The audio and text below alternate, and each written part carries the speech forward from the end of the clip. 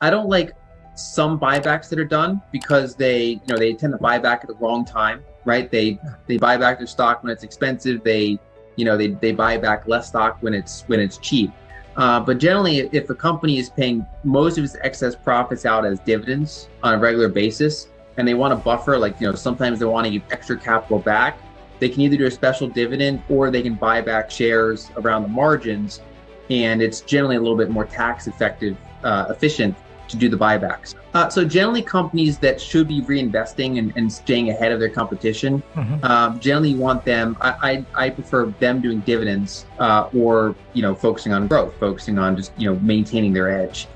In more kind of steady state industries, railroads, insurance, banking, pipelines, things like that, again, I think most of it should be dividends, and that buybacks essentially serve as kind of a flexible thing that they can do to take advantage of certain situations or to return excess capital to shareholders, because it eventually shows up in more dividend growth because they can spread their dividend payments over a smaller number of shares. Yeah. But I don't like it when they're abused, because when they're abused, it's just a way to prop up the share price. Yeah, right. So it really comes down to why management is doing it versus whether or not the whole concept is bad or not. Because if you think of it as a structural issue, I mean, if you had a company run by 10 people and one of them wants out, and they use cash flow to buy out that owner, so now the company's broken into 9 shares instead of 10, they each get 11% of the cash flows. That makes sense. There's nothing really wrong with it structured on a large level. It's just that what's wrong is the short-term planning that corporations do. Instead of investing long-term for the future, they're thinking how to optimize a couple quarters ahead. And a lot of times the answer is buybacks. Well, so I'm probably less concerned about the banks than the average bear is. Let's put it like that. So one is I'd be cautious about having more money than the FDIC insured amount in any specific bank account, for any length of time. Right. So you should diversify into that. You can go into treasuries, you can go into multiple different accounts, things like that. So people should be cautious. And as far as the bank sector as a whole right now, so it's interesting going back to the period in the run up to 2008. Banks had their lowest percentage of assets in cash and treasuries than they ever had, and they had most of their assets in loans, riskier securities, things like that. So they were very aggressively positioned. Basically, you'd have to go back to the 1920s to find a similar environment. And so that's kind of another echo from that period I talked about before. Whereas ever since the global financial crisis, when you saw basically partly it's regulations, but mostly it's banks just not, they're managing themselves different. They're being far more careful with their lending standards. And so they basically have been more conservatively positioned into cash, into treasuries, higher thresholds for what kind of loans they do, what kind of securities they buy. And so, for example, right now, banks have a historically very high allocation, the percentage of their assets that are in things that nominally can't lose value, like treasuries and cash. And they have a smaller allocation than they normally had to loans and other things that can lose purchasing power. Now, they are facing cyclical recessionary pressures. So they're allocating more money towards loan losses. They're expecting an uptick in loan losses, which will eat into their profits. So I do think that in a cyclical sense, they are facing, I think, recessionary pressures like any other industry.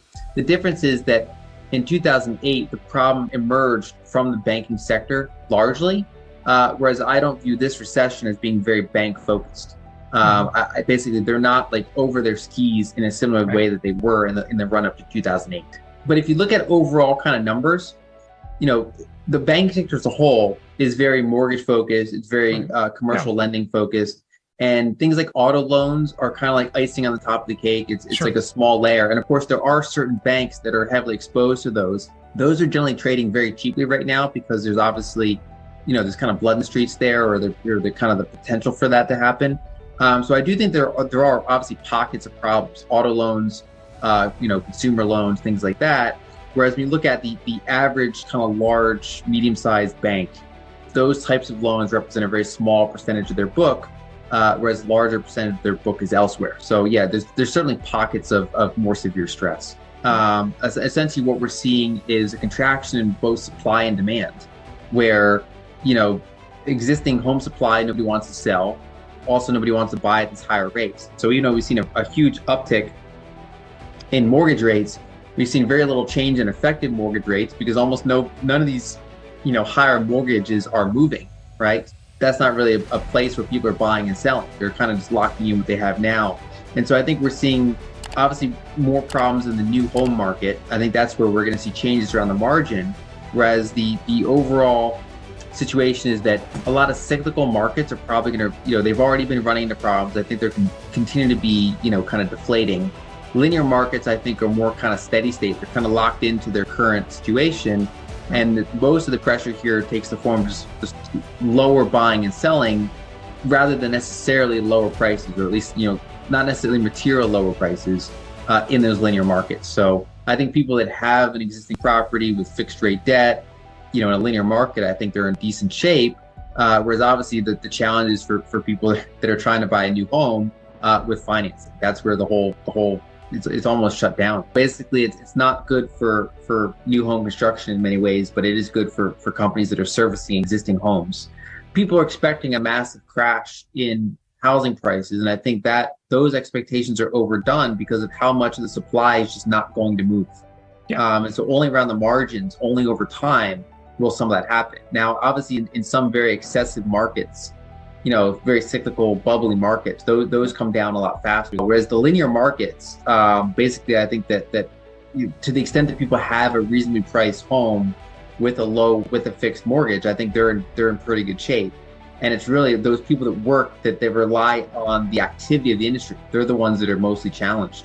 And so that ripples through everything else, because obviously then those people, they lose jobs, or they have less income, they go out and buy fewer things.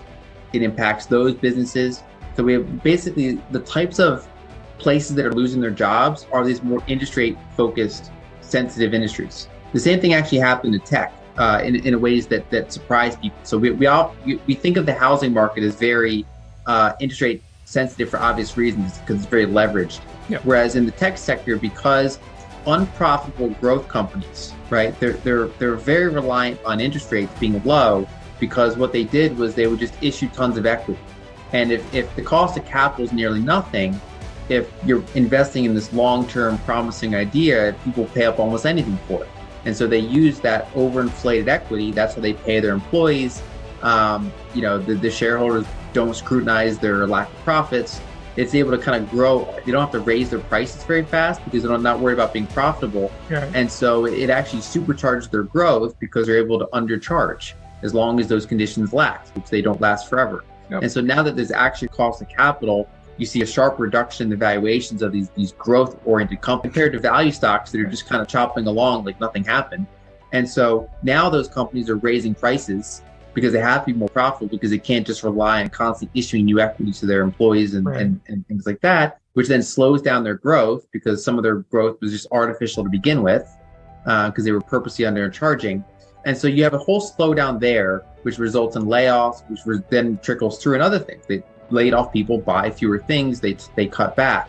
And so essentially that's what we're seeing, is that the overall economy is soft, but it's emanating from these industry sectors, from people that work in real estate, from people that work in tech, things like that, whereas restaurants are fine, many other types of businesses are fine, and only after a long enough period of time from less buying activity from these more sensitive sectors do you start to see a more broad-based recession.